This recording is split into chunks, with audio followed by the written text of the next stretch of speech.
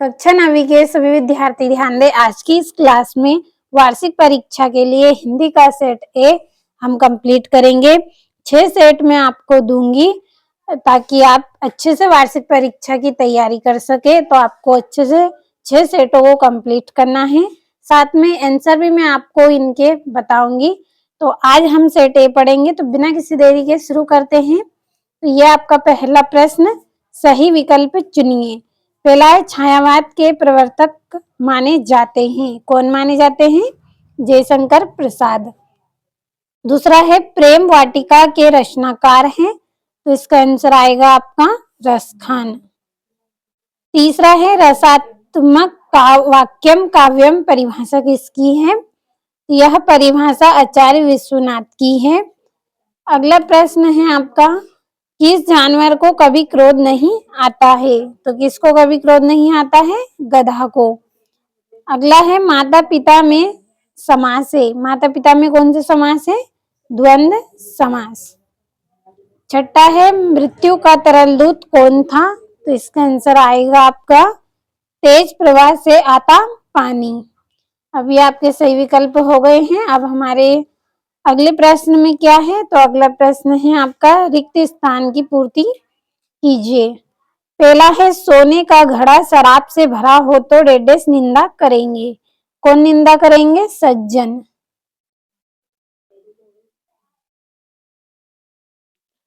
अगला है महाकाव्य में जीवन का डेडेस चित्रण होता है।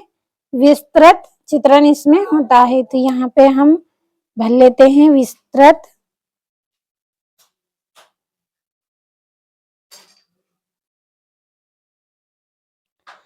अगला है सूर्य का तद्भव शब्द डेडेस होगा। क्या होगा? सूरज।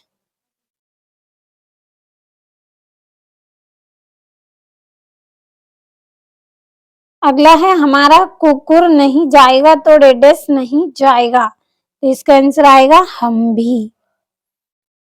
भी नहीं जाएगा। अगला है प्रतः काल दोनों मित्र डेडेस में बंद कर दिए गए। किसमें? कांजी हौज में।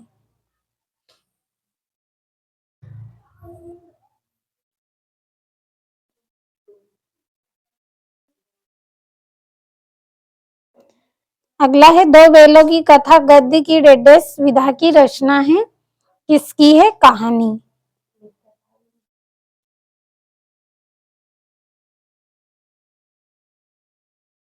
तो ये आपके रिक्त स्थान भी हो गए हैं। अब हमारा जो तीसरा प्रश्न है उसको पढ़ेंगे। तीसरे प्रश्न में आपको सही जोड़ी बनाना है। पहली जोड़ी है पंचवटी। तो पंचवटी की जोड़ी आएगी आपकी खंड काव्य। दूसरी है दो बैलों की कथा। तो इसका आंसर आएगा आपका प्रेमचंद्र। तीसरी है विद्यालय। तो विद्यालय का आएगा आपका दीर्घ संधि। चौथी है पतोह के पहली संतान लड़की। तो इसका आंसर आएगा परदादी। पांचवी जोड़ी है कई अंकों वाली रचना। तो इसका आएगा आपका नाटक। और अंतिम है टोपी। तो इसकी जोड़ी रहेगी जूता। अब अगले प्रश्न में आपके सत्य सत्य हैं। पहला है नई कविता में खड़ी बोली में रचनाएं अधिक की गई हैं। तो ये आपका सत्य रहेगा। दूसरा है रस युक्त वाक्य ही काव्य के कथन आचार्य विश्वनाथ का है। तो ये भी आपका सत्य रहेगा। और झुरी गया का साला था। तो ये भी आपका सत्य रहेगा। और हिमालय दीर्घ संधि का उदाहरण है। तो ये भी सत्य है। और रिलीफ डॉक्टर ने नाव में कुत्ते को बैठा लिया था। तो ये गलत बात है। और हजारी प्रसाद द्विवेदी युग के निबंधकार हैं। तो ये भी आपका गलत है। अब अगले प्रश्न में आपके एक वाक्य में उत्तर है। पहला है ना खाकर प्राणी क्या बनेगा? तो अहंकारी बनेगा। ना खाकर प्राणी क्या बनेगा? तो इसका आएगा अहंकारी।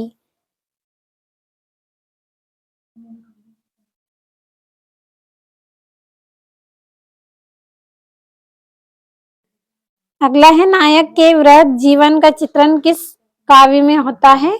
तो महाकाव्य में होता है।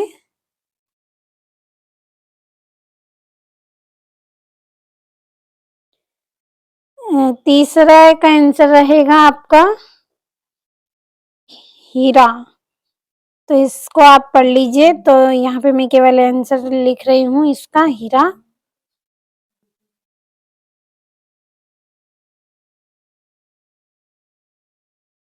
इसका आंसर है हीरा और मोती। चौथा है पंचामृत में कौन सा समास है? तो इसमें कौन सा समास है? दिग्गु। दिग्गु समास। पांचवा, जर्नल मिथिया का चित्र किसने मंगवाया था? तो इसका आंसर आएगा लेखिका की बहन रेनू ने।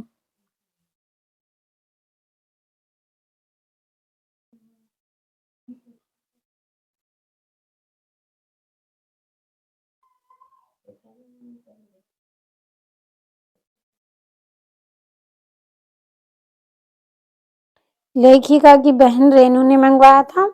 और हजारी प्रसाद द्विवेदी किस युग के लेखक हैं? छायावाद के।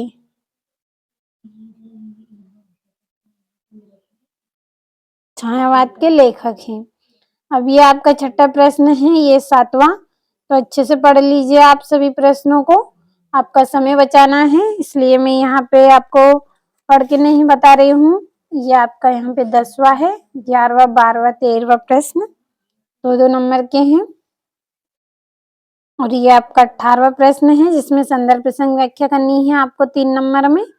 ये आपका 19वां प्रश्न है। अब अगले प्रश्न की ओर बढ़ेंगे। तो ये आपका यहाँ पे 20वां, जिसमें आपको कंप्यूटर का उपयोग विषय पर शिक्षक और विद्यार्थी का संवाद लिखना है। 21वें प्रश्न में आपको एक गद्यांश दिया गया है 4 नंबर का। अच्छे से पढ़े और नीचे लिखे प्रश्नों का आंसर करें। और ये आपका 22वां है, अपने विद्यालय के प्राचार्य महोदय को प्रार्थना पत्र लिखकर शुल्क मुक्ति के लिए निवेदन करना है आपको। और ये 23वें प्रश्न में आपको एक निबंध करना है, 4 नंबर का है। तो अच्छे से आप कंप्लीट करें। और वीडियो के डिस्क्रिप्शन में आपको नंबर मिल जाएंगे। अगर कुछ जानकारी आपको चाहिए तो आप कॉल कर सकते हैं। और 6 सेट मिलेंगे आपको, जिसमें से आज हमने ए सेट पढ़ लिया है। और बाकी के सेट हम अगले वीडियो में कंप्लीट करेंगे। जब तक इनको आप अच्छे से पढ़ें।